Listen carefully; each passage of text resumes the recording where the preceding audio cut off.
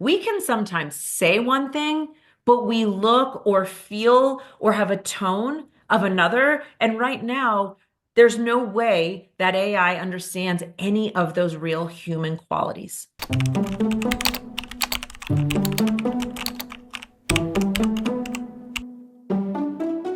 There's a few things that I think are commonly known that quote unquote favor the use of AI as therapy when comparing it to traditional therapy, such as like affordability and the fact that you can get pretty much instant assistance. But I'd like to know what you think some of the benefits of using AI could be from a mental health professional's perspective.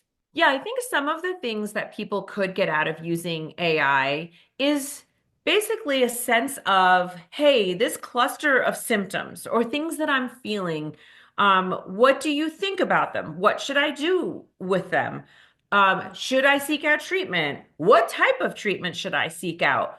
I think you can ask it those kinds of questions. I think what's really important to understand is that whatever it suggests, you then want to run by an actual licensed professional. So if you look at like usually any language model, I'll just say ChatGPT, it usually says on the bottom, double check these answers. I can be wrong. I think that some groups of people might feel more comfortable talking about their emotions and their fears and their insecurities when it's not to another human being, to another human face. Do you think that plays a part in the rise of using AI for therapy? Without a doubt, it does. It's so much easier for people to, not have to look someone in the eye. So if we think about what a classic quintessential early therapy psychoanalysis looked like, it was someone laying on a couch with a therapist next to them or even behind them. There is something about eye contact. So absolutely, I think that it is much easier to put in even things that you would never even want to tell somebody, even if you weren't giving them eye contact.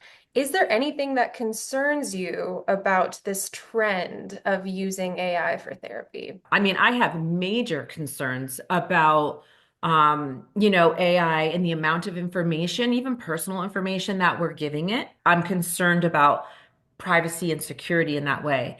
I'm then concerned about people not seeking appropriate treatment because they feel like, well, I'm engaged in something that feels good to me right now. And I can see that being the next dopamine hit. I can type anything in and I'm going to get an excellent answer. That is giving me a dopamine hit. So I think the third piece is that blurred line between artificial intelligence and human intelligence. I think if you interact with this, it doesn't even take that long.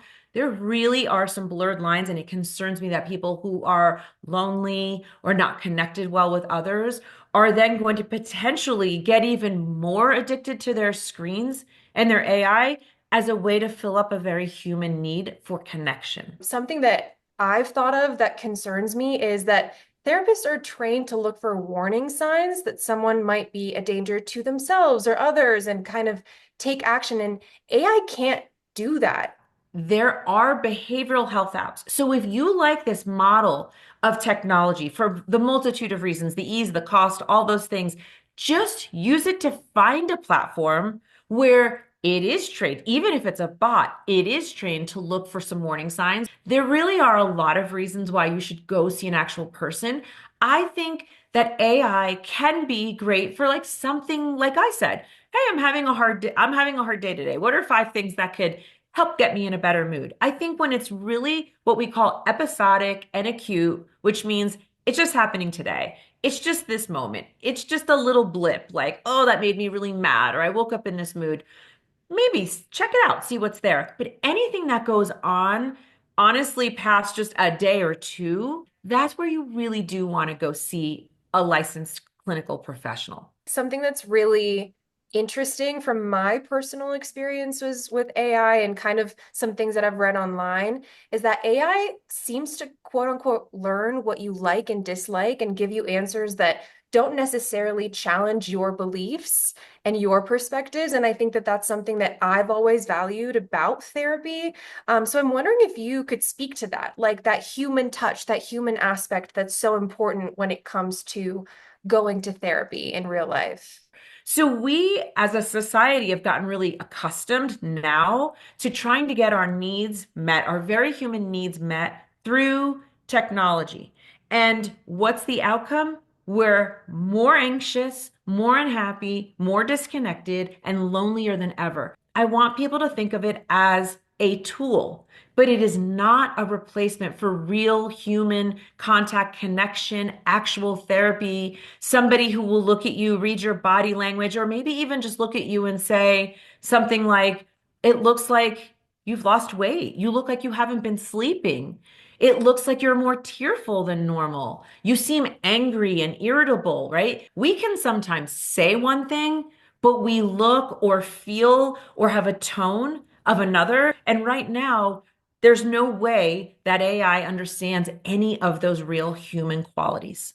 We are dealing right now with a computer and programming. So it is going to give us answers consistent with our interests, consistent with the things that we're asking it, what we're researching. And there's no way right now to say that it would ever say, well, that sounds like, a dangerous idea. Or have you ever thought about this completely other perspective? So there's I know it's being dubbed as this, a human language type of model, and it's very, very good.